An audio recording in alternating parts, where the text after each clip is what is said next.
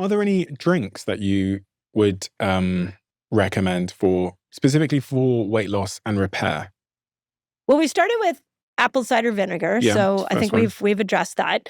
That you could drink that in your fasting window, especially with people who have really high blood sugar and they can't seem to get it down. Try drinking that in your fasting window. I think that's a really interesting insight. The second one in the morning is coffee. There are signs that coffee and studies showing that it can speed up our metabolism. Now, if you don't drink coffee, I'm not telling you to go drink it, but there is some really interesting indications that people who drink coffee have a faster metabolism. Okay. So you could do that.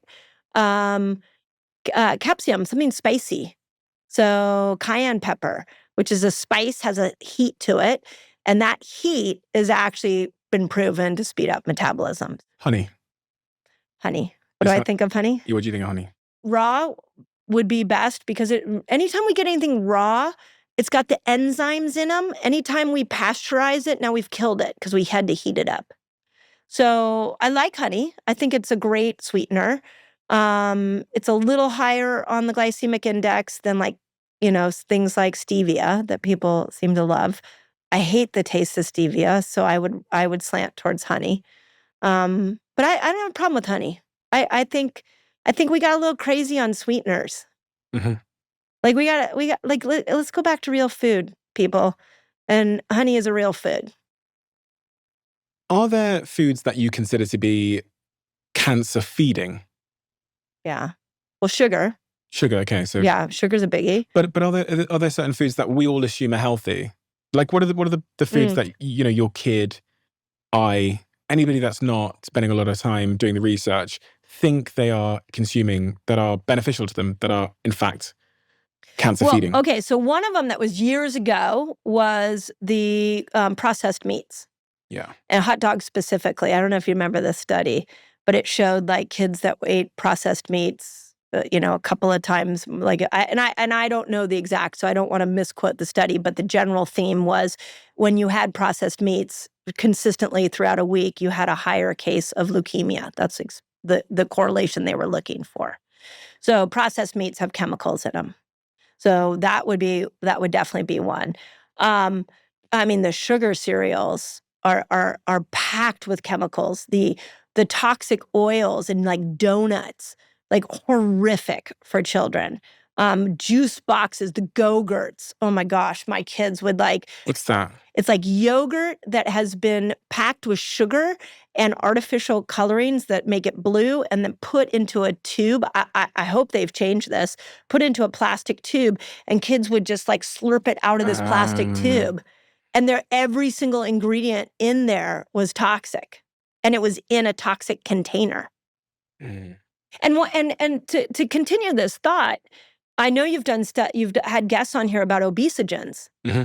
So let's go back to the Go-Gurt. All those things I just mentioned are obesogens. And what are obesogens doing to children?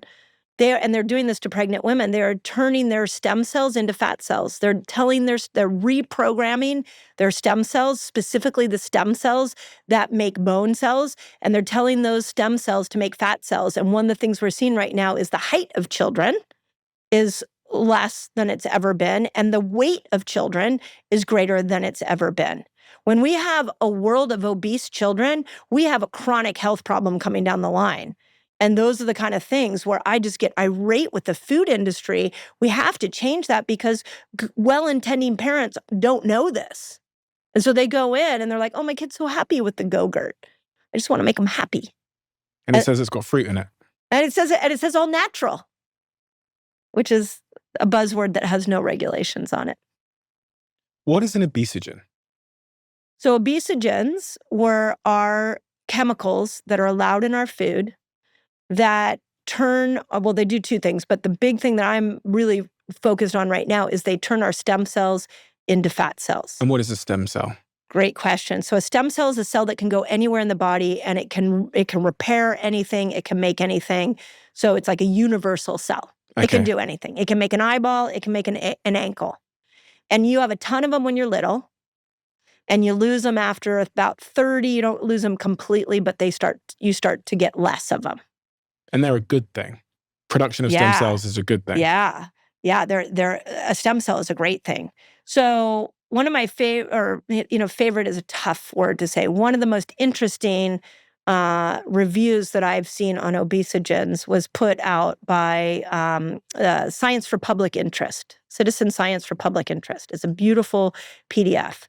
And basically, it has list after list and study after study of these obesogens and all the ways that they are altering our stem cells and reprogramming them into these fat cells.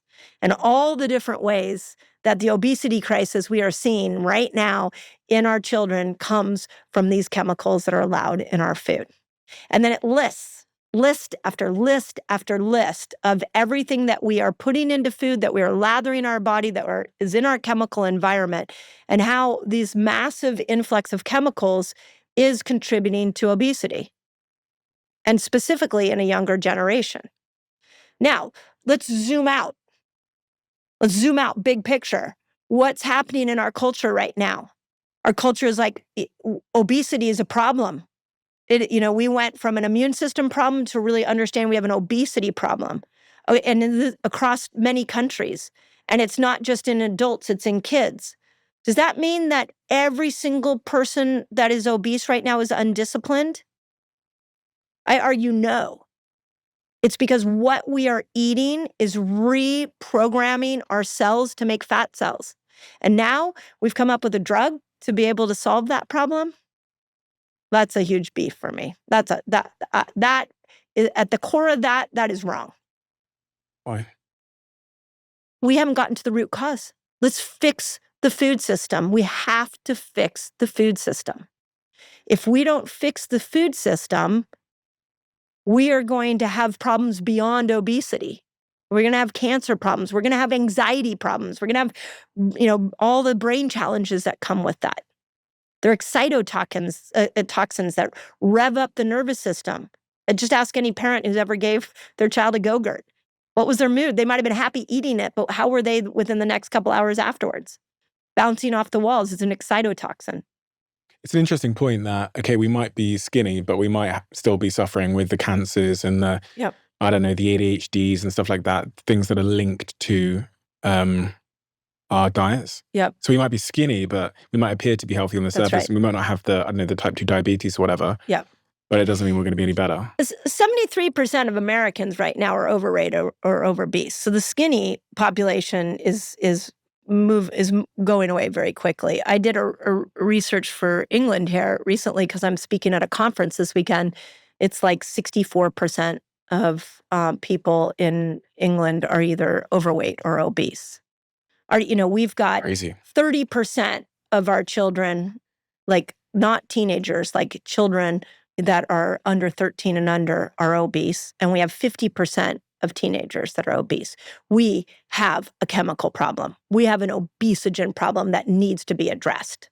So my biggest beef is that we came up with Ozempic. Okay, phenomenal temporary solution. Can we please get to the root cause? And that's what's not being addressed. And the media, the way the information gets put out there is we don't understand why. Yes, we do. We understand why. And we just don't want to address the why. There's too much money in the food industry to change that. And that is criminal. And as a parent, I am not okay with that. Even though my kids are beyond that point, but it is something that every parent should be irate about. And the only way we're going to change that is we vote with our dollars. And we start to buy our kids natural, healthy, real food that doesn't have these obesogens in them. What does that world look like? If I gave you a magic wand and I said, okay, you're going to be the president of the entire world and you can implement any rule as it relates to food, that you want, what do you do day one? Day one, we implement an education system. Okay. A body and a food education system. So we empower the individual and we teach them metabolic switching. Now, for kids, we can put that one aside because I'm not advocating for kids to fast, but I am advocating for kids to understand their blood sugar. Why not kids fasting? Well, we have the tricky part of eating disorders. So I'm a fan of a child who's under 13, teaching them their own natural rhythm with food. So what happens is we say kitchen closes at 7, breakfast is the most important meal. You only have a lunch break from 12 to 1 at school, so you got to eat that then. So we take that intuitive sense that kids should get around when I'm hungry and when I'm not hungry, and we completely make that go away. So I would start to bring in a more intuitive sense and help educate. I mean, kids, if we're talking about kids right now, help educate them on what it means to be hungry when, and find their own internal guidance system there. With adults, here's what I would do day one. I would put continuous glucose monitors on every person on the planet. And I would say, okay, eat. Just eat. And let's see what your response is. That would change every single person's relationship to food. Eat your favorite foods, eat the foods you don't like, eat them all, and look at the glucose response. And now you see the logical consequence of that. That would be so powerful if we could do that. And then the next thing I would do is I would outlaw chemicals in our food. Completely outlaw them. No more. Let's go back to real food. All chemicals. All chemicals. If I go into a supermarket, what do I see? Oh, thank you. You see fruits and vegetables. And when you look at them, they're not shiny. They're not all the same size. They're all different sizes. Some are a little bit less ripe. They're not all unripe. Some of them are more ripe. They look like something that came out of your backyard garden. Ugly, very different. I would have, for people who want to eat meat, and I'm a fan of people eating meat, I would have healthy meat that hasn't been pumped with antibiotics, hasn't been pumped with growth hormone, healthy meat. I would have eggs from not just chickens, but ducks we get a variety of eggs in there. If we could have breads, I'm not opposed to breads. Maybe there's sourdough breads and fermented foods. But this grocery store that we would create in the future, all of these foods would actually spoil within a week. Not great for business. Not great for business. Which is why we don't see it. I want to talk to you about our sponsor, LinkedIn. For all of the entrepreneurs and business owners that listen to this podcast, you'll probably want to hear this one, so stay tuned for a second. Whenever you're scaling and building a business, your business needs are completely unique. And I've been there. I know what struggles you're facing and what allows you to land your next dream client. And one tool that is an absolute must is LinkedIn ads. You'll have direct access to 1 billion LinkedIn members, yes, 1 billion members, access to 70 million decision makers and 10 million C-level executives on LinkedIn. The pool of individuals that LinkedIn allows you to access is insane and uncomparable. And you'll know if you follow me on LinkedIn how prolific I am on LinkedIn. LinkedIn to me is actually the highest returning paid social platform, and I don't think people quite realize that. So I'm giving you, the Diary of a CEO community, a $100 credit on your next LinkedIn ad campaign. Head to linkedin.com/DOAC24 to get started now. The link is in the description below. We talked about stem cell production. Does stem cell production increase if I fast? The longer in the longer fast, yeah. Is that 3 days is the research was 24 hours for gut repair, so you get intestinal stem cells, but for systemic stem cells, 3 days, 72 hours. And those systemic stem cells can do what for me? They can go anywhere in your body and repair anything. So if I have a toe injury, I had a toe injury recently. I played this football match called Soccer Aid. I was thinking in the lead up to it, I really need to make sure that my toe is healed because it had some inflammation. The joint had I think I'd almost dislocated it. I was thinking, it did cross my mind. Did cross my mind. Maybe I should fast for a couple of days to help accelerate the repair so that I can play in this big football match, which was in London, almost 50,000 people there on this particular day, which was about 2 weeks away. So would fasting help me in that situation?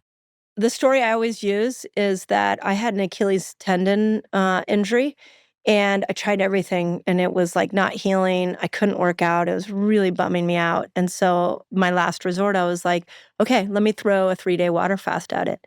On the third day, I just started to notice that the pain was a little less.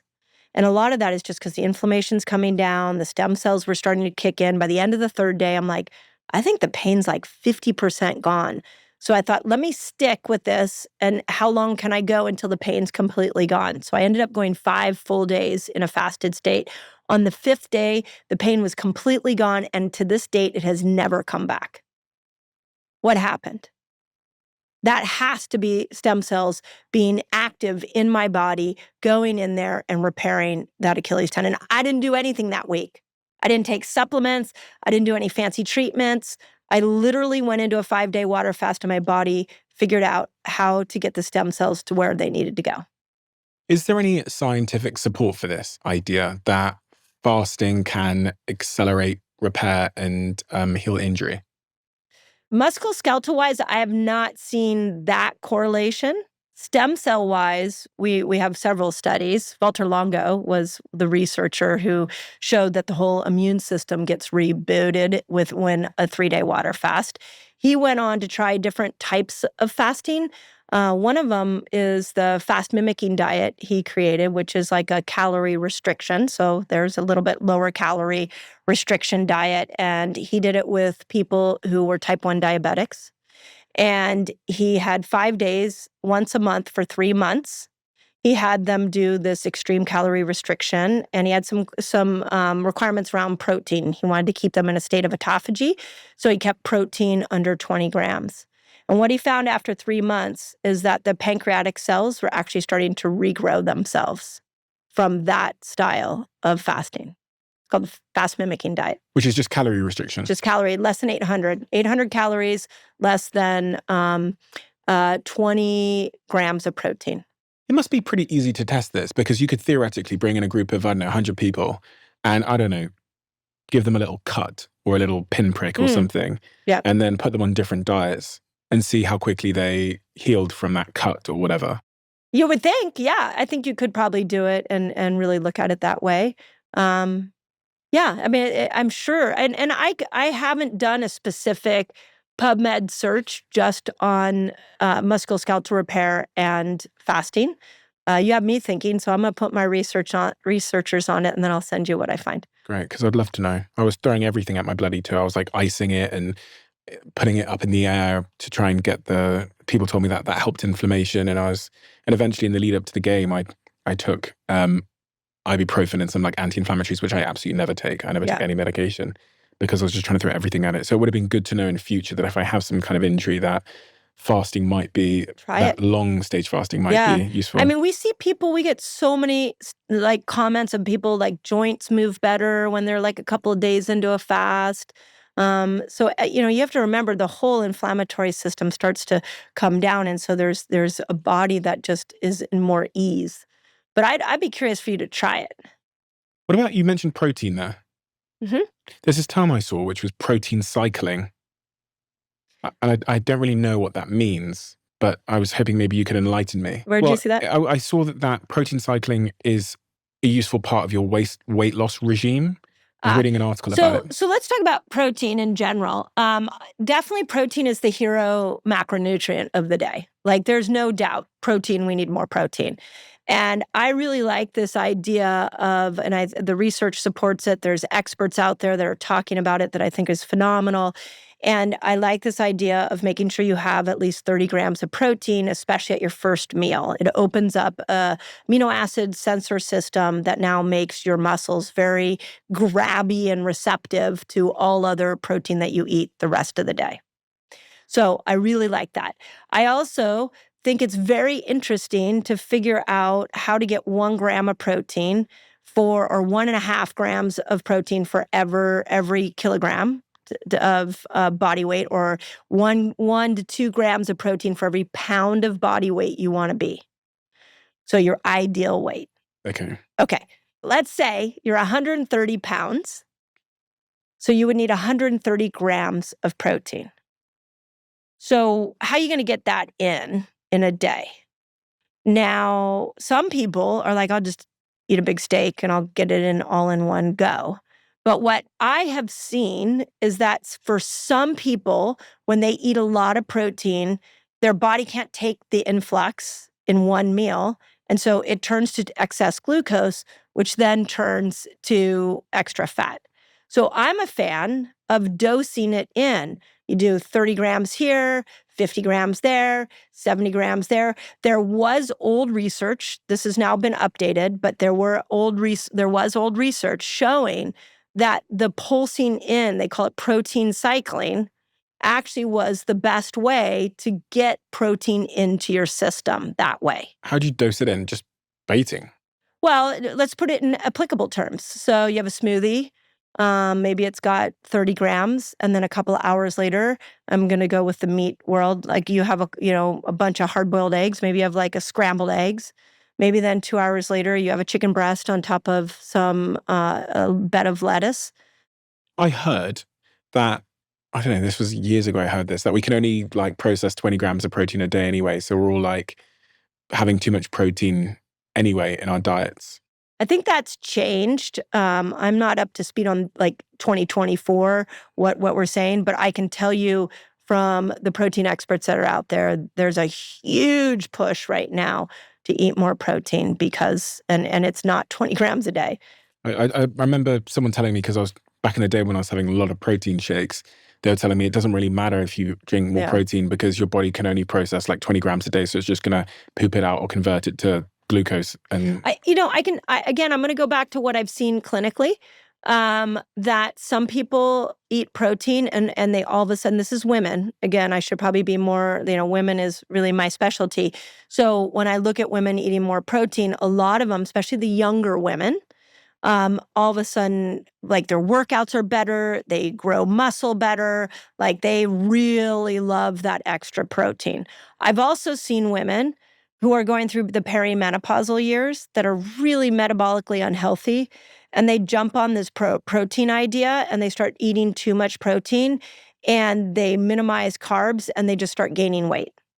And so it's because there's just too much glucose in the system and that they're not insulin sensitive yet. And so that's just turning, that extra protein is just turning back into more glucose. And when you have extra glucose, the body stores it as fat. So I think we're back at this personalized idea. There's some concepts that are really great. Now you experiment with them and see what works best for you. If you love the Diary of a CEO brand and you watch this channel, please do me a huge favor. Become part of the 15% of the viewers on this channel that have hit the subscribe button. It helps us tremendously, and the bigger the channel gets, the bigger the guests.